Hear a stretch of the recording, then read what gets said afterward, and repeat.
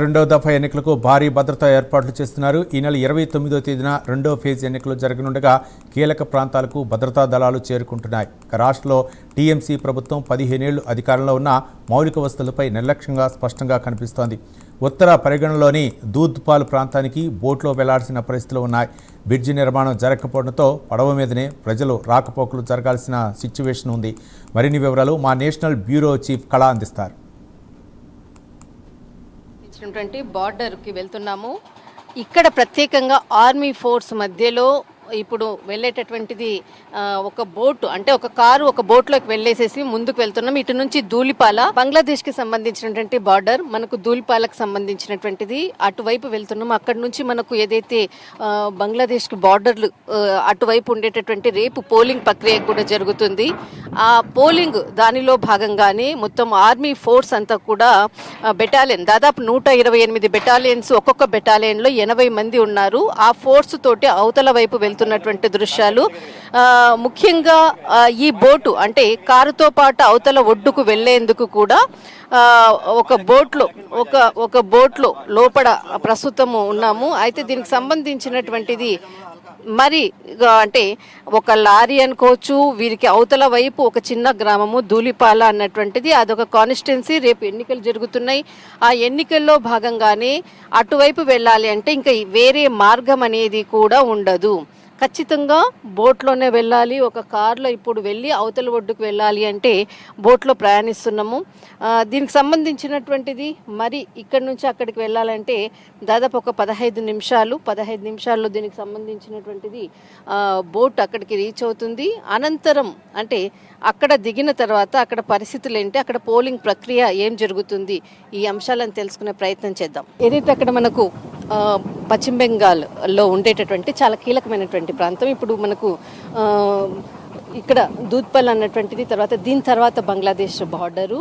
ముఖ్యంగా ఆ ప్రాంతం నుంచి మనకు ఇక్కడ వెళ్ళాలన్నా కూడా ఖచ్చితంగా బోట్ ప్రయాణం లేకపోతే ఎవరు కూడా ఈ నదిని దాటి అటువైపు వెళ్ళడం కూడా కష్టం. ఇప్పుడు మనము ఇక్కడ కనిపించేటటువంటివి ట్రక్స్, బోటు, తర్వాత ఆర్మీ ఫోర్స్ కూడా అటు సైడ్ వెళ్ళాలన్నా కూడా ఖచ్చితంగా మీకు రేపు 29వ తేదీన ఏదైతే ఎలక్షన్ జరుగుతుందో అందులో వెళ్ళాలన్నటువంటి ఆర్మీ ఆఫీసర్స్ కూడా వాళ్ళు కూడా నదిని దాటాలంటే ఈ బోటు మీదనే వెళ్ళాలి.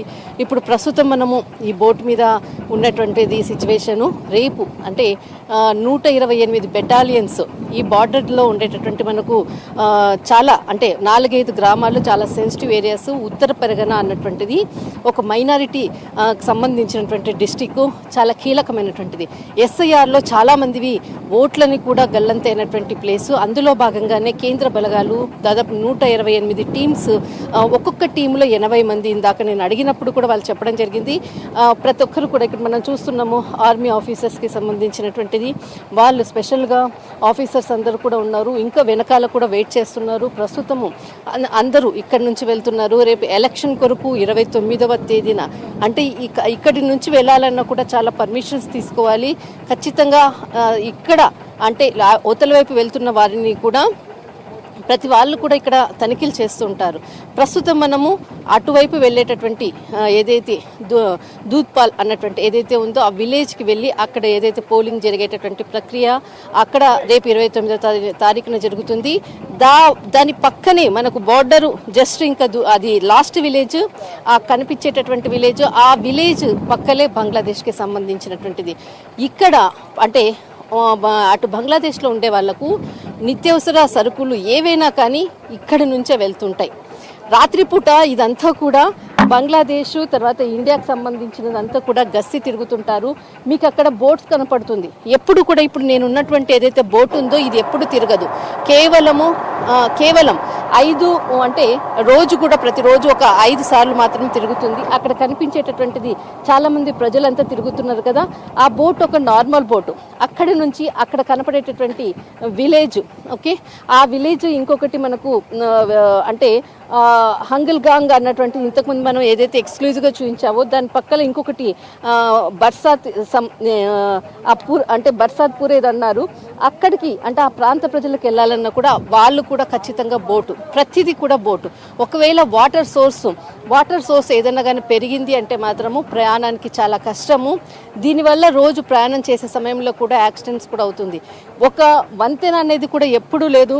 దీని కొరకు ఏ ప్రభుత్వాలు వచ్చినా కూడా అంటే గ్రామాలకు సంబంధించినటువంటిది ఈ విధంగా అంటే ఒక వంతెన వేయడం కానీ ఏ ప్రభుత్వం ఆలోచించలేదు. అసలు డెవలపింగే లేదు. ఒకవేళ వరదలు వచ్చినా ఏది కొంత సముద్ర ప్రాంతంలో మనకు వాటర్ పెరిగినప్పుడు కూడా రాకపోకలు కూడా బంద్ అయిపోతుంది. ఎక్కడి వాళ్ళు అక్కడే ఉండిపోతారు.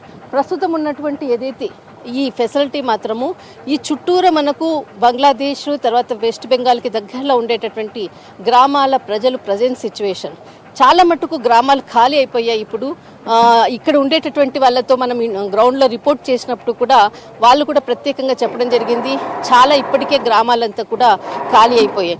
ఇక్కడ మీరు చూడొచ్చు, ఇప్పుడు ఏదైతే బోట్లో మనం ప్రయాణం చేశామో ఈ బోటును దానికి అటాచ్ చేసేసి ఒక్కొక్క వాహనము అటువైపు ఏదైతే విలేజ్ ఉందో మనకు దూద్పాల్ అన్నటువంటి విలేజ్ ఇది. ఈ విలేజ్లో ఒక్కొక్క వాహనం వెళ్ళేటటువంటిది సిచ్యువేషన్స్ ప్రతి ఒక్కరు కూడా ఇక్కడ ఉన్నారు. ఒక్కొక్క వాహనం అక్కడ కట్టేటటువంటి వ్యక్తిని మనం చూడొచ్చు. అక్కడ మొత్తం బోటుకు సంబంధించినటువంటిది ఒక్కొక్క వాహనం అటువైపు వెళ్తుంది. రేపు ఎలక్షన్ కాబట్టి ఎలక్షన్ కొరకు ప్రత్యేకంగా కూడా ప్రభుత్వం ఏర్పాట్లు చేసింది. అక్కడికి వెళ్ళడానికి కూడా జార్ఖండ్ తర్వాత ఉత్తరప్రదేశ్ ఈ ప్రాంతాల నుంచి కూడా ఆర్మీ ఫోర్స్ వచ్చింది. సెంట్రల్కి సంబంధించినటువంటిది మీరు చూస్తున్నారు. ప్రతి ఎక్స్క్లూజివ్ విజువల్స్ ఒకసారి ఇక్కడ డ్రైవర్తో మాట్లాడించే ప్రయత్నం చేద్దాము. ఇక్కడ बोट की संबंधिंचिनటువంటిది. नमस्कार जी. नमस्कार जी. क्या नाम है आपका? मकसदुल शेख. अच्छा, मशहूर शेख. ये आपका डेली कितना बार चलता है बोट? कितना चलता है? हर दिन 16 से 17 ट्रिप होता है. 8 दिन में? नहीं, हर दिन में, पर दिन. वो कितना बजे? सुबह 7 बजे से रात को 8 बजे तक. रात को 8 बजे तक. हर बोट में कितना लोग चलते हैं मैक्सिमम? इसमें लोग ज्यादा नहीं जाता है, गाड़ी उड़ी जाता है ज्यादा. ओके. लोग जाने के लिए, आदमी जाने के लिए उधर फेरी है, इसमें तो गाड़ी पार होता है. अच्छा, जब पानी बड़ा होगा मतलब भर गया उस टाइम में कुछ आप लोग का कुछ दिक्कत होगा सर्विस में? नहीं, कोई दिक्कत नहीं है. कोई दिक्कत नहीं है. हाँ, पानी बढ़ जाएगा तो उसमें कोई दिक्कत नहीं है. गैंगवे है ना, वो अप डाउन होता है. लो वाटर में चलता है, हाई भी वाटर में चलता है. अच्छा, इसमें कोई दिक्कत नहीं है. अच्छा, जो नॉर्मल बोट चल रही उन लोग को तो दिक्कत होगा ना? नहीं, वो नहीं, कुछ नहीं दिक्कत कुछ होगा. नहीं. दिक्कत होगा वो जिस टाइम में वो झड़ आता है ना, उस टाइम में थोड़ा दिक्कत होता है. उस टाइम में मूवमेंट नहीं होता है, इधर उधर घुमा के लेकर चला जाता है. अच्छा, बाकी टाइम वो जल बढ़ने के टाइम में कोई दिक्कत नहीं होता है. कोई दिक्कत नहीं है. अच्छा, अभी तो इलेक्शन है, इलेक्शन की वजह से पूरा पुलिस लोग सारे लोग जा रहे हैं. हाँ, अच्छा से पार हो रहा है. हम लोग का सर्विस बढ़ा हुआ है और भी हम लोग का LCD है, चल रहा है. जिस टाइम गाड़ी ज्यादा हो जा रहा है उस टाइम एक तो फिर बढ़ा दे रहा है, खाली हो जा रहा है गाड़ी. कितना सालों से कर रहे हो आप ये काम? मैं काम कर रहा हूँ 10 साल हो गया. 10 साल हो गए. 10 साल में आपका कभी तकलीफ लगा ऐसे चलाते में? कभी ऐसे कभी भी मतलब ऐसे मुसीबत? हाँ, कभी भी होता. मुसीबत में क्या मतलब? मुसीबत में हम लोग का एक ड्यूटी में जब हम लोग का तबलीग होता है, गंगा सागर जो है ना मेला चलता है, गंगा सागर में उधर 8 दिन 15 दिन डे नाइट चलता है कंटिन्यू. उस टाइम में थोड़ा तबीयत खराब होता है, दिन को रात को चलाता है ना, इसलिए. अब बात बाकी अभी तो नॉर्मल है, कोई दिक्कत नहीं. आपका महीने में कितना सैलरी? सैलरी तो इसमें कम है. परमानेंट स्टाफ को सैलरी ज्यादा है, हम लोग का सैलरी कम है. हम लोग तो कंट्रेक्चुअल है ना, तो हम लोग का 13,500 रुपया दे रहा है. 13,500. और जिसका परमानेंट जो है ना उसका 40, 50, 70 भी मिल रहा है उसको. अच्छा, ऐसे हो रहा है. फिर कभी बात किया था फिर गवर्नमेंट से ऐसे कि आप लोग का बहुत लोग आप लोग बिना से मतलब ये काम नहीं चलेगा है ना? आप नहीं तो फिर व्हीकल्स भी चलना मुश्किल है. हाँ, ठीक है, काम कर रहा है. अभी ऑफिस भी बोला ठीक है, माननीय सैलरी बढ़ा, हम लोग का ये लोग बात कर रहा है, बातचीत से ऑफिस में चल रहा है. क्या होगा नहीं पता अभी. अच्छा, ठीक है, हमारा कभी तैयार हो रही है, हमारा भी नहीं था, हम इधर ही उतर जाओ, इधर ही रहना पड़ेगा. Thank you. और మేము కూడా వెళ్ళే అంటే కిందికి దిగాల్సిన టైం అయింది. దాదాపు ఇక్కడ మా వెహికల్ వెయిట్ చేస్తుంది. ఇంకా అన్ని వెహికల్స్ కూడా అటువైపు వెళ్ళాయి. దాదాపు ఏదైతే మనకు రేపు 29వ తారీఖున జరిగేటటువంటి పోలింగ్ కొరకు అంతా రెడీ అయినటువంటి టీం